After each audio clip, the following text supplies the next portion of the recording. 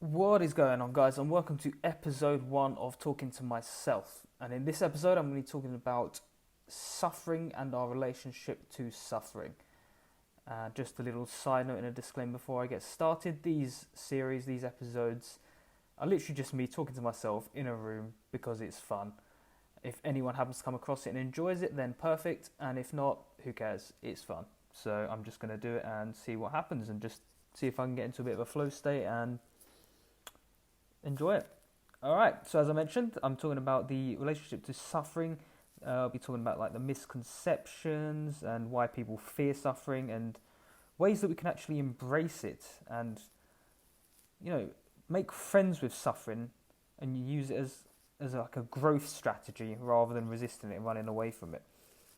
So I've got to admit, personally myself, particularly growing up the first quarter of my life, I would definitely say that suffering, I was running away from it. I would avoid things that were uncomfortable, and it was just not a pleasant experience, particularly the feeling that it would leave in the body. But ultimately, I found that the more you resist it, the more you run away from it, it's still going to find you somehow in one way or another. You can't avoid suffering, is the way I see it.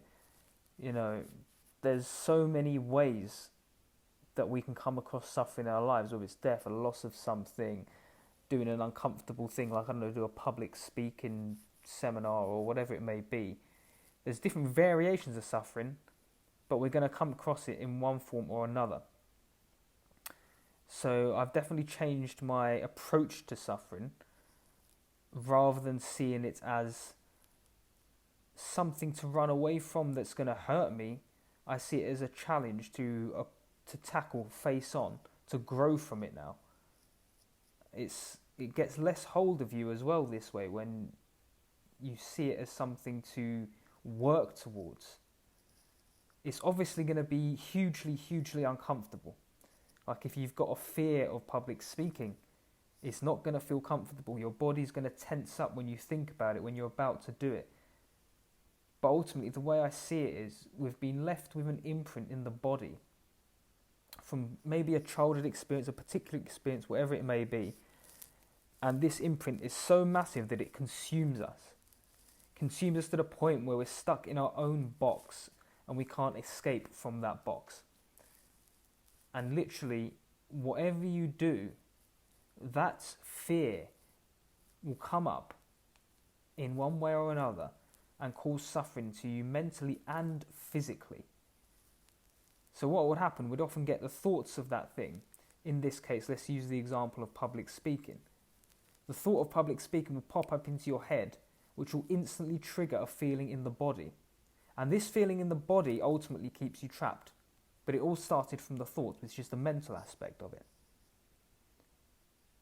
And when you are, when you're running away from suffering, running away from the things that you fear, you're basically in mental prison.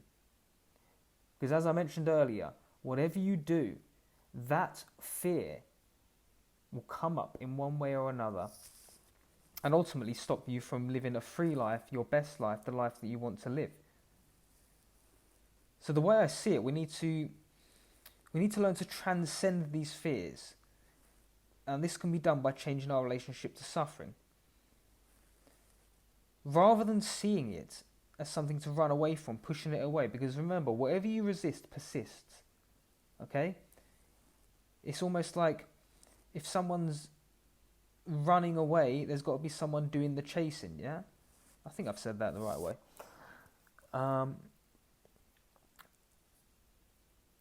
So, as I said, we need to change the relationship to suffering and fear. So we need to ultimately as well look to get this large imprint and I guess like chip away at it so the imprint is no longer got hold over you.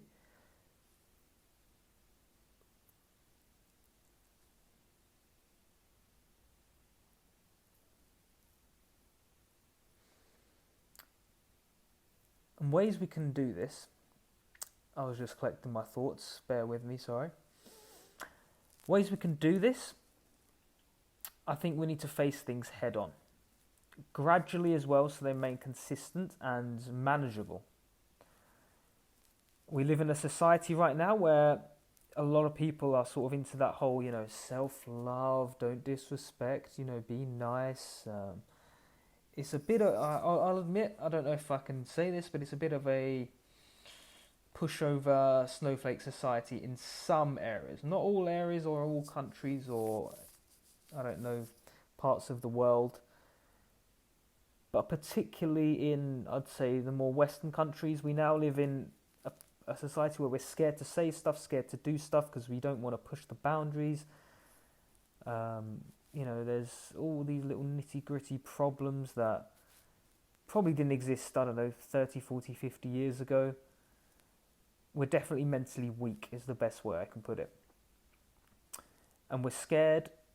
These things that wouldn't have been a problem years ago, for example, the fear of judgment, are a problem now because we see this as death now. That is our version of suffering, of fear, of a big problem.